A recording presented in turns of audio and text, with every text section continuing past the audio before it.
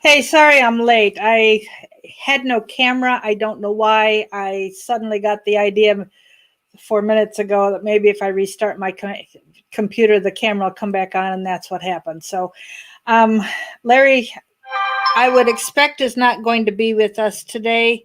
I have not heard from him since Saturday.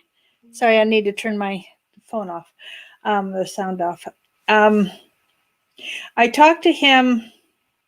We had a phone call Thursday night. Pastor said, Joe Larson was on the call with us on Thursday and the program with us. And Friday morning, Larry called and he said, I think it's time to go back to 2 Chronicles 7:14. This is such a crucial election.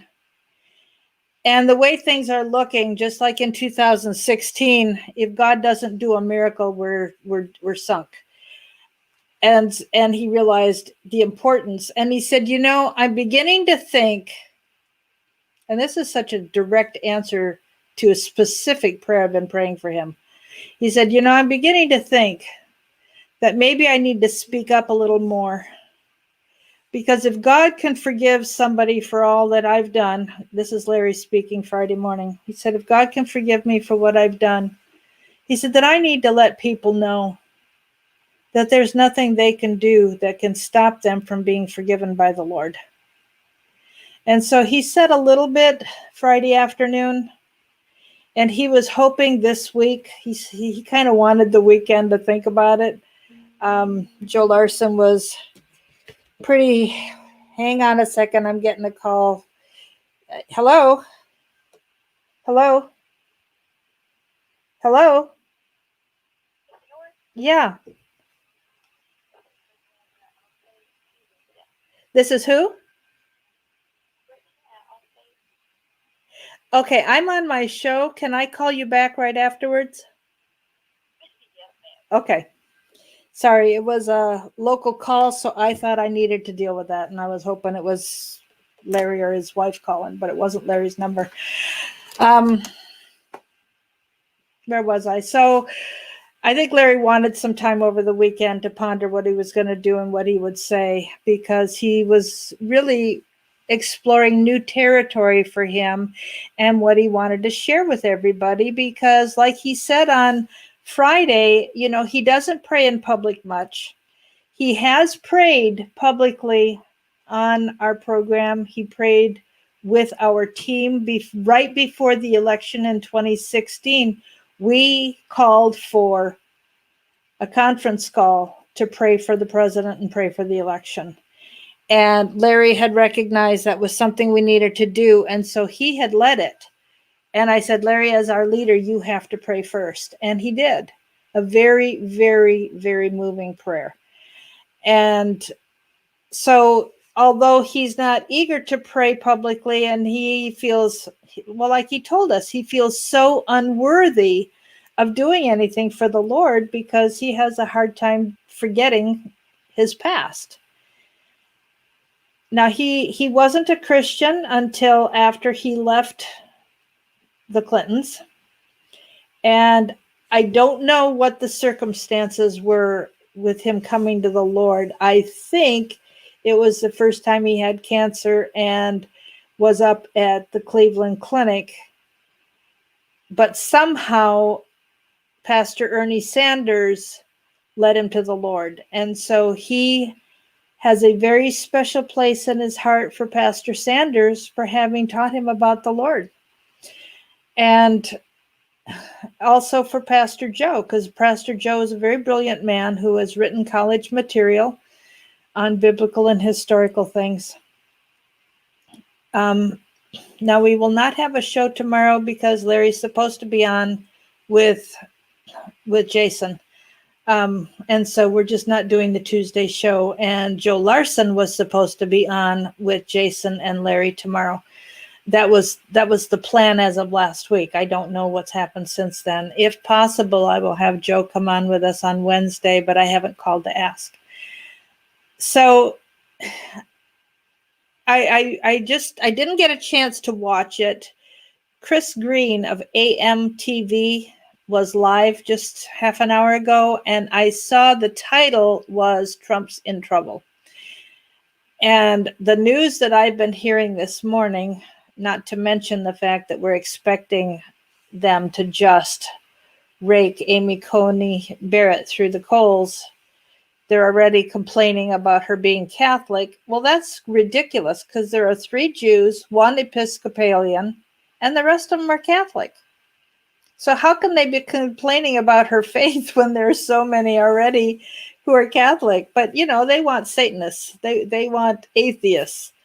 And, you know, as we know, I think it's Philippians says that every knee is going to bow at the name of Jesus. Every single knee. So these people who don't believe in God will find out eventually the lies that they have been deceived to believe.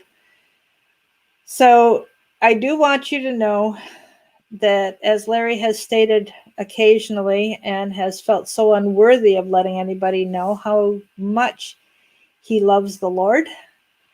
And we've had conversations over the last few years as he got sicker and sicker about, you know, being able to see the Lord. He has, like he said on Friday, when we were talking about 2 Chronicles 7:14, there are 4 conditions that we have to do in order for the Lord to give us the fulfillment of 3 promises. So it's first of all, well, actually there's 5 because it starts out, if my people. So first of all, you've got to be a child of God who are called by my name. The second is will humble themselves and pray and seek my face and turn from their wicked ways. So I kept thinking it's 4, but it's actually 5 because you've got to be God's person in order to expect that he will hear, forgive our sin, and heal our land. So as Larry said to me Friday morning, actually it was Thursday night with Pastor Joe, and then Friday morning, and then again on the show with me, yet on Friday here, he said he doesn't understand what it means to seek God's face. But remember, as I said Friday, Jeremiah 29:13 says, if you will find me, search for me, and you will find me if you seek me with all your heart. And we know that God told Elijah that no one can see his face and live, and yet he spoke face to face with Moses. And Moses was so full of God's glory afterwards that he had to put a veil over his face because he was shining. And then, of course, he left the veil on because he didn't want the people to realize that that it had faded. So we don't know how long that veil stayed on Moses' face. Anyhow, seeking God's face, as I explained on Friday, that's so important, is we want God's favor. I'm going to read the blessing that Aaron gave over the people. The Lord bless you and keep you. I think it's Numbers 6, verse 24. The Lord bless you and keep you. The Lord make his face shine upon you. That is, if the Lord's face is shining on you, that means he is looking at you. And we want him to turn his face toward us, not his back, because if he is turning his face toward us, then, you know, he is seeing what we're doing. And we certainly want him to look on us with favor. So it says, the Lord make his face shine upon you and be gracious to you. We certainly want God's grace, which is unmerited favor. We don't deserve it. So we can't be worthy. And I'll talk about the worthy in a minute. And then the Lord turned his face toward you. You know, God says, seek my face. And so Aaron is saying, may the Lord turn his face toward you with favor and give you peace. You know, don't forget in Revelation, in heaven, the angels were a little worried. You know, the way to be a woman of God is to get into God's word and spend time. I am spending a lot of time through that. I'll get to that, Joanne. I'll answer you in just a minute. Let me finish what I'm saying about the issue of being worthy.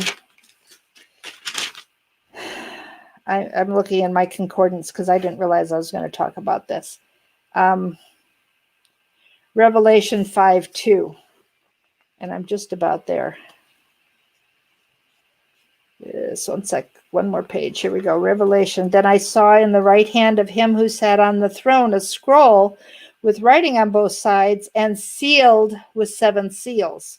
And they know this scroll is very important. And so the angels are saying, I saw a mighty angel, a mighty angel.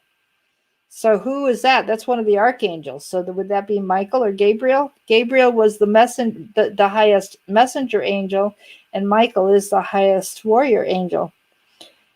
Proclaiming in a loud voice, who is worthy to break the seals and open the scroll? But no one, even in heaven, and no one on earth, or even under the earth, could open the scroll or look inside. And I wept, this is John saying, I wept and wept because no one was found worthy to open the scroll. Then one of the elders said to me, don't weep. See, the Lion of the tribe of Judah, the Root of David, has triumphed.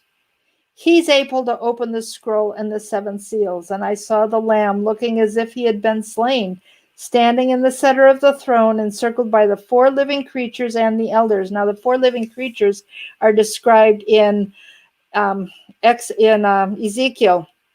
These are these very unusual beings that have 4 faces and fly. They have multiple wings, and they cover their face, they cover their and they fly with 2 of them. I think they have 6 wings, and it's like they can go forward and backward. They go together, and unusual. It's hard to imagine what they really are. He came and took the scroll from the right hand of him who sat on the throne, from God. And when he had taken it, the 4 living creatures and 24 elders fell down before the Lamb. Each one had a harp. They were holding golden bowls full of incense, which are the prayers of the saints. Folks, our prayers go into a bowl as incense. It's an act of worship to be praying before the Lord. And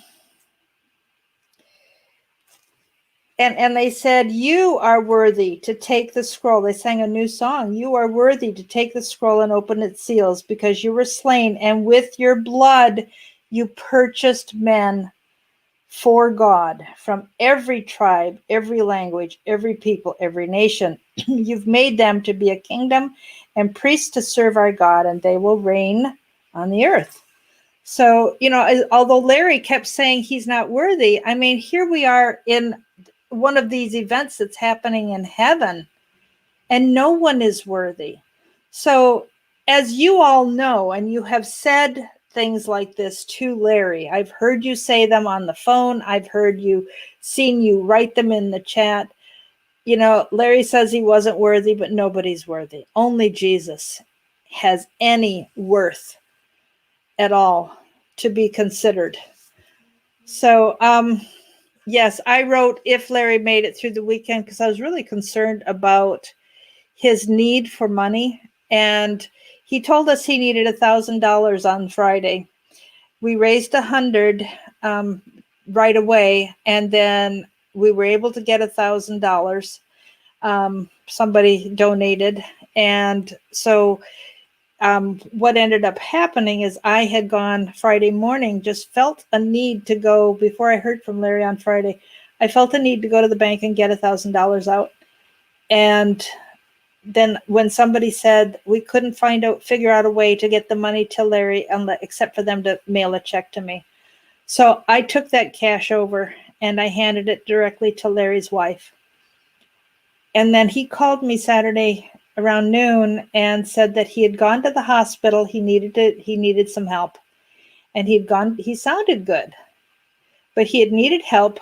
He sounded strong of voice, but very discouraged, because they had gone to the hospital. They'd been there all morning. I don't know what time they had gone. And he they wouldn't accept him because he needed not $1,000, he needed $1,900 in his copayment before they would let him see a doctor. Now, Larry accidentally called me late Friday afternoon and apologized that he hadn't meant to call, and he immediately hung up, and I have not heard from him since. So, Joanne, yes, to say I was waiting to see if Larry made it through the weekend was, I was suspicious that he would need some medical care.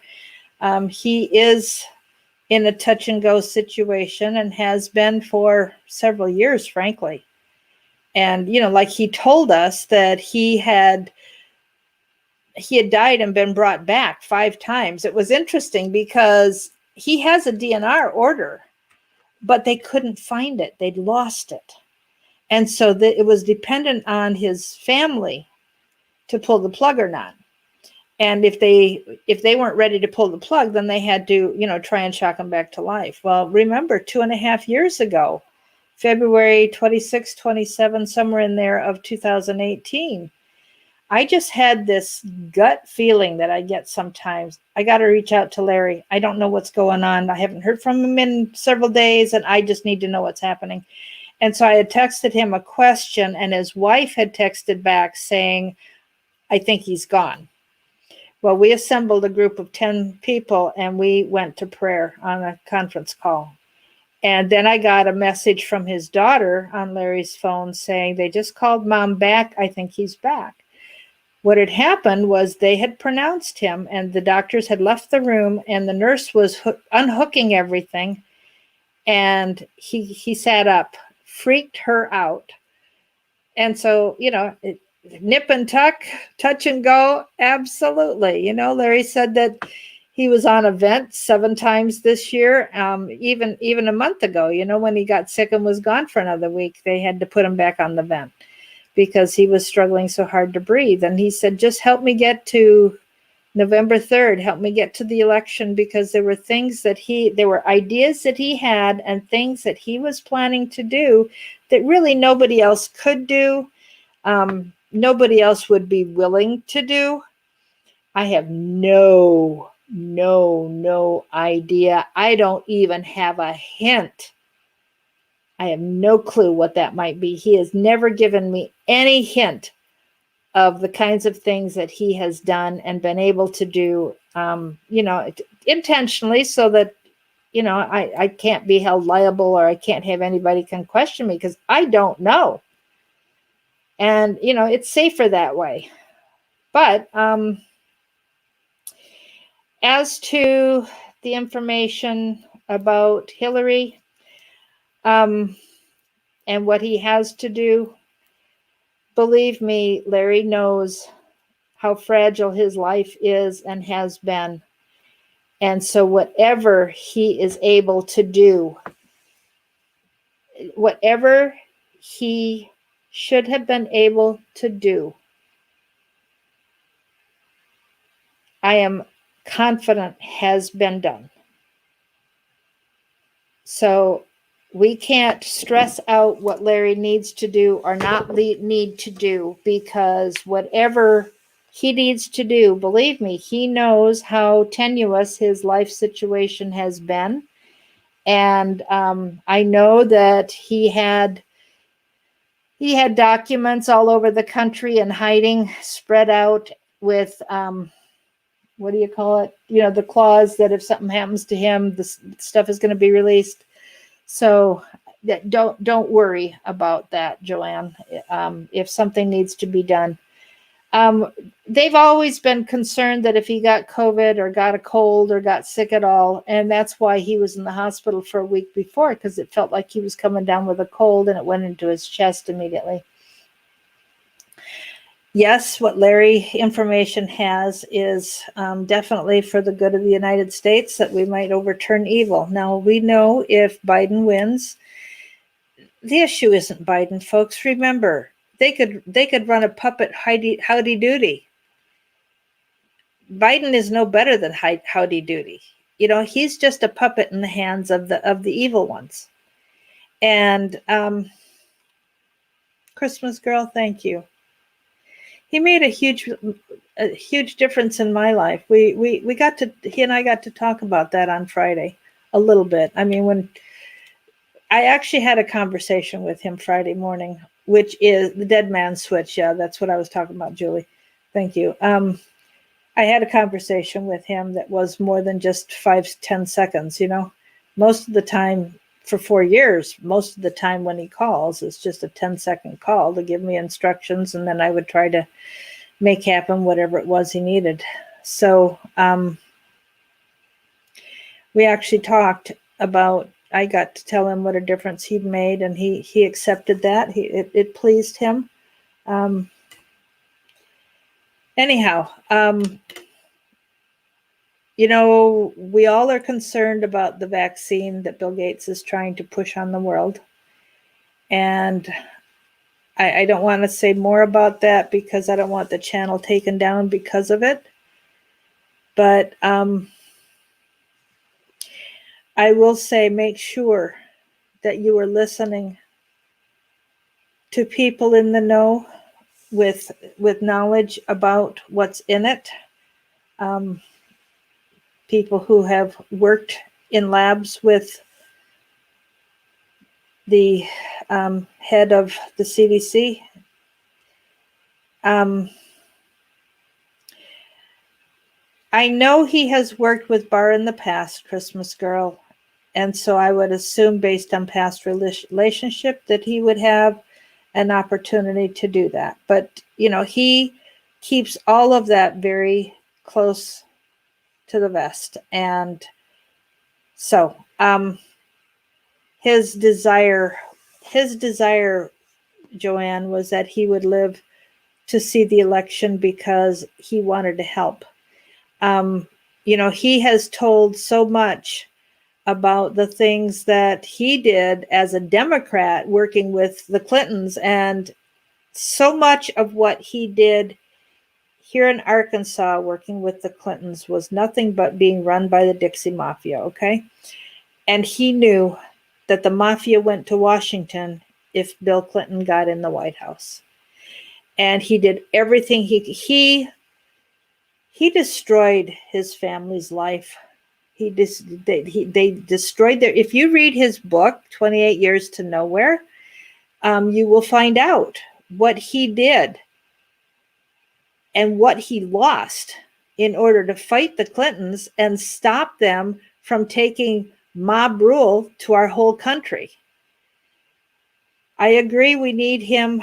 And there was a prayer that we prayed, several of us, back in 2016 when we were hoping he would just live till the 2000 election. I mean, he died and came back to life several times, was brought back to life. They shocked him back several times in 2016. No, he would not have given any of that to his family.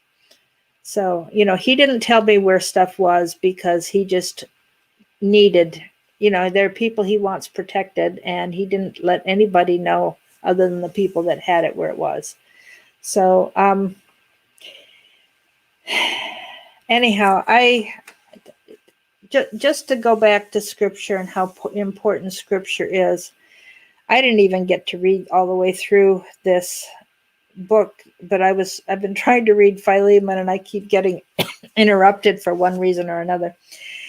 But I thought it was interesting. He writes to Philemon, calls him a dear brother and fellow worker. He wrote to a woman he named as our sister, even because the letter was written by Paul and Timothy together. He talks about Archippus, our fellow soldier, and to the church that meets in your home. So this letter, Philemon, is written to, friends, and, whether this is a real sister or a sister in Christ, we don't know. I'm impressed by what he says in verse 4 of Philemon. I always thank God as I remember you in my prayers.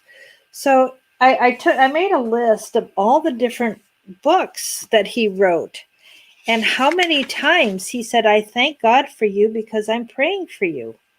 It's in Philippians 1, 1 Corinthians 1, Colossians 1, 1 Thessalonians 1, 2 Thessalonians 1, 2 Timothy 1, where he's saying, I thank God for you and I'm praying for you. And what he says here in Philemon caught my attention. He said, I remember you in my prayers because I hear about your faith in the Lord and your love for all the saints. And it made me think, if something happened to me, would people remember my faith and the love I have for others? You know, the thought, I've heard the question before, if they come for you to convict you of being a Christian, will there be enough evidence to convict you?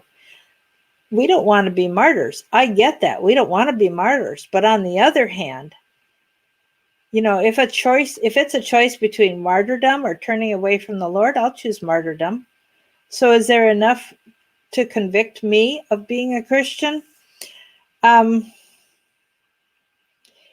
Larry has never had any kind of heavenly experience. And he actually talked about that Thursday when we had Pastor Joe on the call on the show here with us, because it was just always like he had been asleep and stayed asleep. He was not aware that he was being shocked back. Now, you know, he was gone for 6 minutes in February 2018.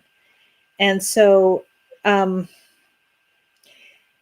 they had pronounced him, and he'd been gone for 6 minutes after they walked out of the room. So, but he was never aware of anything else. He felt frustrated by that. And Pastor Joe reassured him that the people we hear about who've had near-death experiences where they've seen a tunnel, seen a light, may have seen the Lord and so on, that's unusual. We don't hear the ones who are brought back and see nothing. We only hear the ones who did.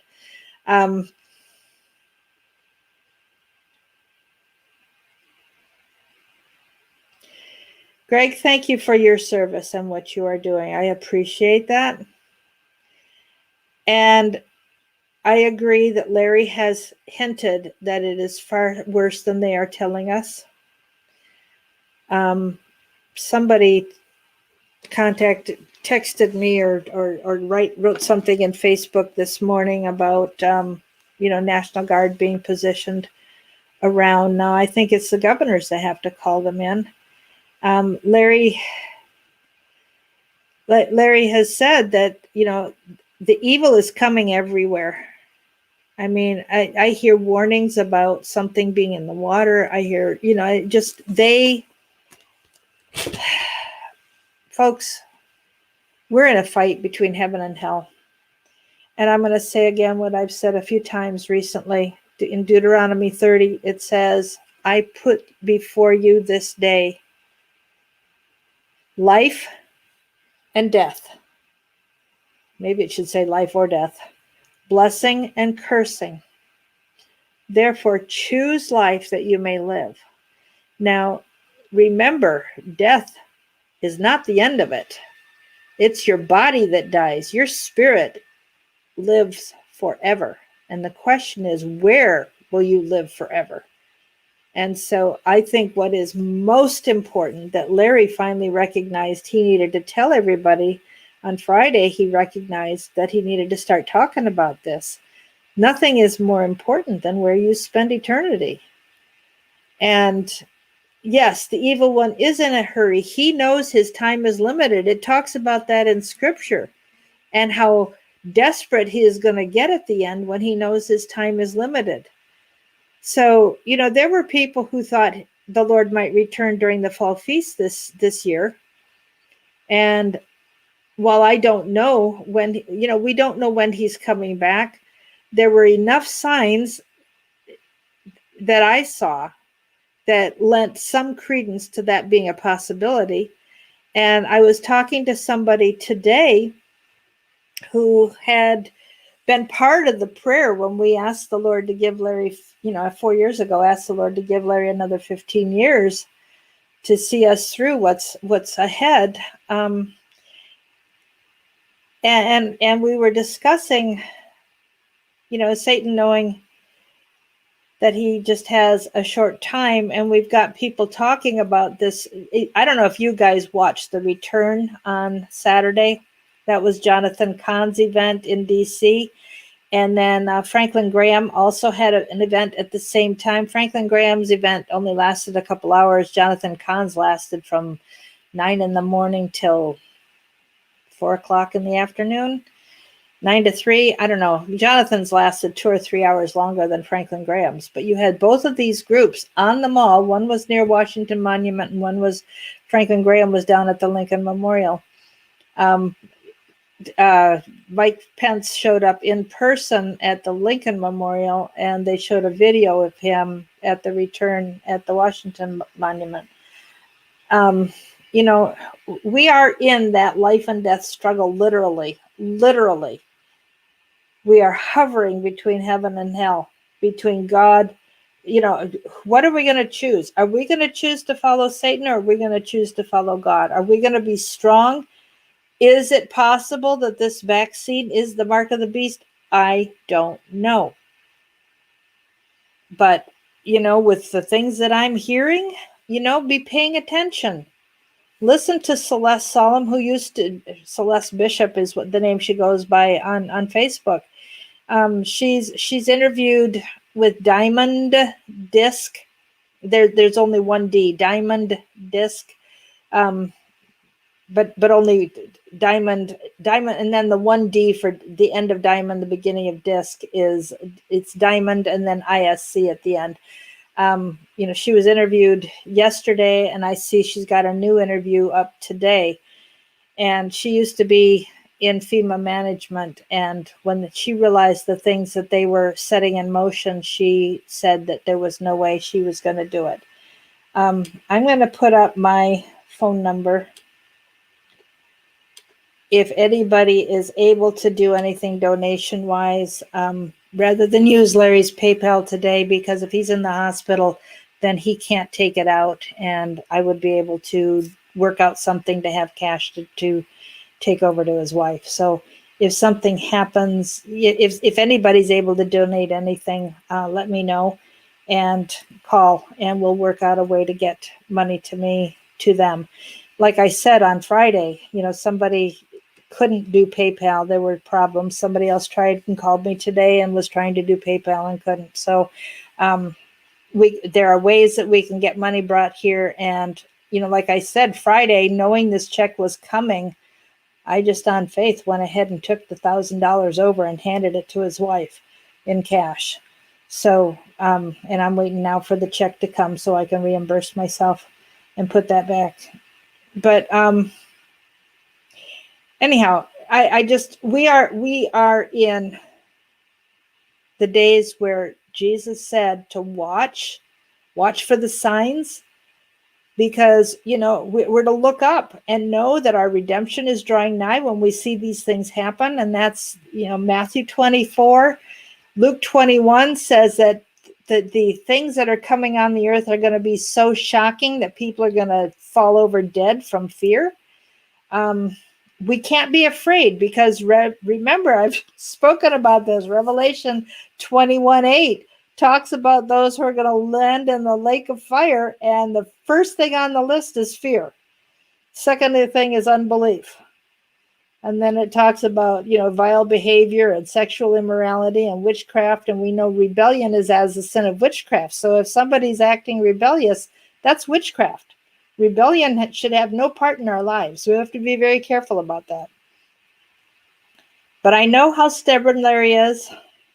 And if there's any way for him to come back and be with us, he will be back. And he wants to be here. There's so much he still wants to do. And anyhow,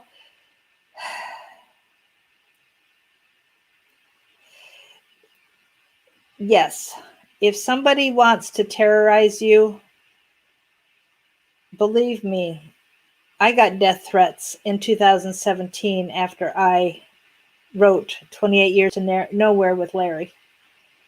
And I didn't put my last name on the book for that very reason, to protect my children, because I got a death threat and saying, we won't come after you, we'll come after your family. anyhow, be much in prayer about what is coming, about what you're to do. We will not have a show tomorrow. Larry's supposed to be on with Jason. If push comes to shove, I may come on and do a Bible study. I don't know. I'm not planning to. Jason has asked me not to do a show before his because, he likes to broadcast from this channel as well. And if I'm on the show, then he can't get it set up. So we will skip tomorrow. I'll be back on Wednesday. And, we Western Union works. Yes.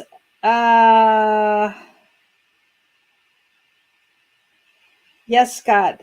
Yes. And Trump 2020, I didn't know.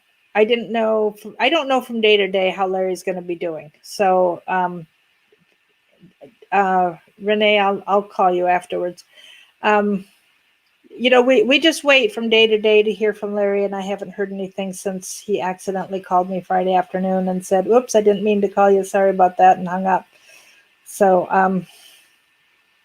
anyhow, feel free to call me, Scott. I have quite a few calls that I need to return from people who called me just before the show. So text first and let me call you when I'm free. So thank you, Scott. And that's all I'm going to say for today. I'm going to say God bless you. We need to be on our knees.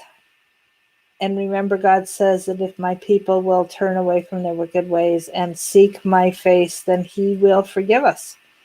And we've got to cling to Psalm 91. And remember, I don't remember if it's Revelation 2 or 3. Since I'm here at the end of the Bible, let me just quick turn to it. Because this caught my attention. I read through the Bible as often as I can. And I used to have this hanging on my kitchen cabinet next to the stove. I haven't put it back up again yet. But it says, "Don't be afraid of what you're about to suffer. I tell you, the devil will put some of you in prison to test you, and you will suffer persecution. Be faithful even to the point of death, and I will give you the crown of life." And then Revelation 3:10, I also had up on the cabinet next to my stove in my last house. "Since you have kept my command to endure patiently, I will also keep you from the hour of trial that's going to come upon the whole world to test those who live on the earth." So that would indicate that God is going to take us out before things get really bad. We know that we are not destined for wrath if we love the Lord. But as to when he comes back, there's people who say we're going to be taken out of here before the tribulation starts. There are people who think we're going to come before Satan announces that that before the temple has to be rebuilt, and Satan is going to come in the middle of the tribulation after 3.5 years and say that he's God and demand to be worshipped. Obviously, we're not there yet because the temple hasn't been built. But my understanding is it will only take 3 months to set it up. And they know where they're going to have it. And the rabbis claim they are talking to the Messiah. Well, we know if they're talking to somebody who claims to be the Messiah, it's got to be the Antichrist. So who that is, they're not saying. So we are definitely in end times. I'd like to know if Larry isn't, if I don't hear from him for a while and do you want me to keep doing this Bible study, and would you like me to go over, because one of the things I had in my notes was a lot of references talking about what happens in the end times so that we know his coming is soon. So Larry said that that Antifa is Al-Qaeda, that they came over from Syria. They are Al-Qaeda. They were trained, they were taught English and so on. It wasn't that people from here went over to Syria, but they are Al-Qaeda. Okay, Carol, I will. And BLM is a Marxist organization that is heavily involved in witchcraft and occult practices. So I will keep it going. I will. And so we'll just, we have to keep this open for Larry to come back. So anyhow, pray for Larry, pray for his family. Ask God to let Larry come back. But I will admit to you guys, one of the things that I've been praying recently, because of my concern, my personal concern about the vaccine and what it means, and the things that I hear. I mean, one of the men who was a participant in the trial that AstraZeneca was doing in Australia. Now, I haven't seen any verification, so I'm putting this in as something I have heard, but there's plenty of lies out there. But this person claimed that he felt his soul leave him and that he'd been cut off from the Lord, and he was freaking out about it. Now, whether there's any truth to that, AstraZeneca is claiming that he became mentally ill, and so they stopped their clinical trials because of him. Anyhow, I will continue to be here. I will not be here tomorrow. There are some things that I need to do, and I've got to do it tomorrow. So, and Larry will be, if Larry is going to be on any program tomorrow, it'll be with Jason tomorrow. I will be back Wednesday. I'll be back Wednesday with or without Larry. I guess on Wednesday we'll have the drawing for the kind of fell over a little bit, but for the wreath that I made. So thanks for being here, guys. Let's hang in there. No matter what happens, we belong to the Lord. And if you don't belong to the Lord, then text me or call me, and let's make sure you have the assurance you need, because we are in very tumultuous days. Satan's after us, and it's going to take every bit of strength we have, and then we have got to depend on crying out to the Lord for courage. Because remember, Revelation 21:8, those in the lake of fire, number one on that list is fear. So no fear, folks, no fear. We're not doing that. We are not going to give Satan power, okay? All right, talk to you Wednesday. God bless you. Bye. And Christmas Girl, if you want to share some of that with me, feel free to text and let's talk. Okay, bye.